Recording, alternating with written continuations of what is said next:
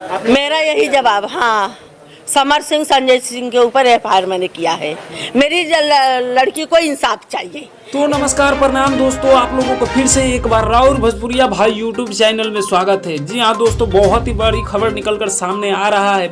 आकांक्षा दुबे जी की मां ने किया है समर सिंह और समर सिंह के भाई संजय सिंह के ऊपर बहुत ही बड़ा एफआईआर। जी हाँ दोस्तों, आप लोगों को वीडियो में पता चल गया होगा कि संजय सिंह और समर सिंह है आकांक्षा दुबे जी का कातिल। जी हाँ दोस्तों, आकांक्षा दुबे जी की मां ने बोल दिया है कि मैंने कर दिया है समर सिंह और समर सिंह के भाई संजय सिंह पे एफआईआर।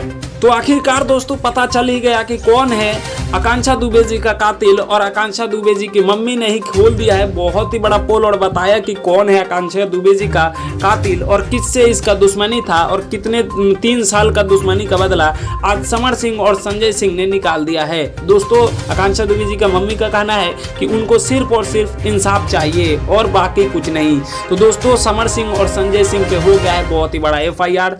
तो आप लोग हमारे साथ जुड़े रहिए और आप हमारे चैनल पर नए हैं तो चैनल को प्लीज सब्सक्राइब कर लीजिए, क्योंकि हम ऐसे ही अपडेट वीडियो लाते रहते हैं। मैं सूरज पासवान, आप देख रहे थे राउर भोजपुरिया भाई। जय हिंद, जय भोजपुर।